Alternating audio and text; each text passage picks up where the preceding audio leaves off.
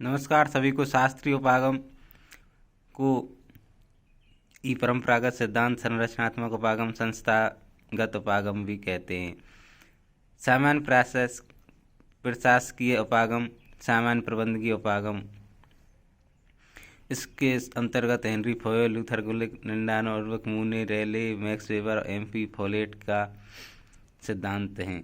शास्त्रीय उपागम की विशेषताएं: संगठन की संरचना को पुनर्निर्मित करने पर बल, सार्वभौमिक सिद्धांतों पर बल, आर्थिक मनुष्य की अवधारणा और आंतरिक कार्य दशाओं को सुधारने पर इन्होंने अधिक बल दिया है। सर्वप्रथम हेनरी फोयल के प्रबंध को समझते हैं। इसको समझने के लिए हमने 6 पार्टों में विभाजित किया। सबसे पहले इसका परिचय, औद्योगिक गतिविधियां इन्होंने कौन कौन सी थी, इस प्रबंधक के कार्य, POCCC क्या है, प्रशासक के गुण क्या है होने चाहिए, प्रशासन के सिद्धांत इन्होंने कौन सा दिया, टेलर के साथ इसकी तुलना करनी। परिचय के अंतर्गत ये एक फ्रांसीसी माइनिंग इंजीनियर थे। शास्त्रीय सिद्धांत विचारधारा का इनको जनक माना जाता है और वैज्ञानिक का जनक टेलर को माना जाता है। सिद्धांतों के शिक्षण प्रशिक्षण पर इन्होंने अधिक बल दिया, अतः इन्हें शास्त्रीय प्रबंधकीय स्कूल आध्यात्मिक पिता कहा जाता है।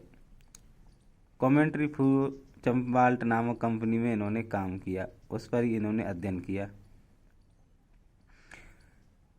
संगठन की संरचना को पुनर्निर्मित करने पर इन्होंने सर्वाधिक बल दिया। सार्वभौमिक व अनिवार्य सिद्धांतों में व इनके खोज करने में विश्वास अधिक था। इन्होंने आर्थिक मनुष्य की अवधारणा को ही समझा। कोई भी व्यक्ति स्वार्थ के लिए कार्य करता है। लोक प्रशासन, सरकारी प्रशासन व निजी प्रशासन में अंतर नहीं मानता।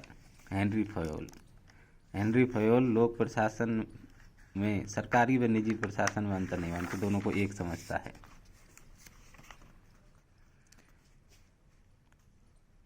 औद्योगिक गतिविधियों के अंतर्गत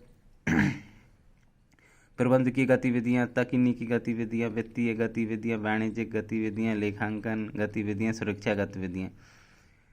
प्रबंध की गतिविधियों के अंतर्गत इन्होंने POCCC की अवधारणा दी। P for planning, O organisation, C command, C coordination और तीसरा वाला C है कंट्रोल। इन्होंने प्रबंध की गतिविधियों का ही अध्ययन किया, ऊपर के लेवल का ही अध्ययन किया इन्होंने, इसलिए इन्होंने प्रशासक के नेतृत्व के गुण कौन कौन से होने चाहिए उससे संबंधित इन्होंने 6 गुण बताए। एक तो उनको सामान्य शिक्षा, सामान्य अनुभव होना चाहिए कार्य करने का, और जिस प्रबंधक बनने के लिए उन्हें विशेष ज्ञान होना चाहिए। शारीरिक गुण में उन्होंने बताया कि स्वस्थ होना चाहिए, मानसिक रूप से स्वस्थ होना चाहिए, उन्हें कार्य करने का अनुभव होना चाहिए और अनुशासन उनके अंदर होना चाहिए। प्रशासन के हेनरी फोयल ने 14 सिद्धांत बताए। 14 सिद्धांतों में पहला कार्य विभाजन या कार्य विशेषीकरण। हर प्रबंधक केंद्रीकरण, केंद्र पर पहला कार्य विभाजन, दूसरा प्राधिकार व जिम्मेदारी, तीसरा केंद्रीकरण पद, चौथा पद सोपान, पांचवा आदेश की एकता, यूनिटी ऑफ कमांड, छठा निर्देश की एकता, सातवां अनुशासन, 8 सामान्य हितों को व्यक्तिगत हितों पर वरीयता, 9वां क्रम व्यवस्था, 10वां साम्यता, 11वां पारिश्रमिक वेतन भत्ते, 12वां कैरियर सेवाएं, कार्यकाल की सुरक्षा, 13 पहल, 14वां सैन्य भावना, समूह की भावना। कार्य विभाजन के अंतर्गत प्रत्येक का कार्य अलग अलग बांट देना चाहिए। प्राधिकार व जिम्मेदारी, हर मजदूर को उसकी जिम्मेदारी का अधिक एहसास करा देना चाहिए। और केंद्रीकरण, केंद्र में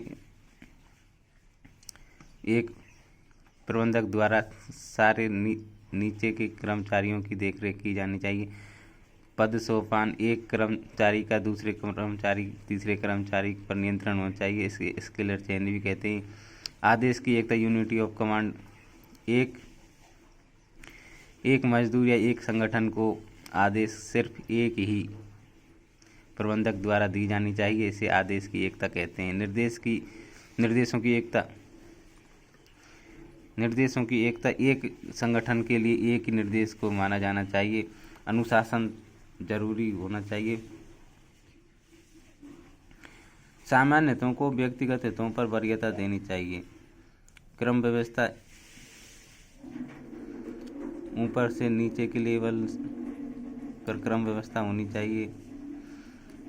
साम्यता होनी, एक दूसरे में समन्वय की भावना को ही साम्यता माना है इन्होंने। पारिश्रमिक वेतन भत्ते, कैरियर सेवाएं, कार्यकाल की सुरक्षा होनी, मजदूरों की प्रबंधकों की कार्यकाल की सुरक्षा होनी चाहिए। पहल की, आगे से पहल जो निर्देश दिए उसी पर कार्य करे। सैन्य समूह भावना,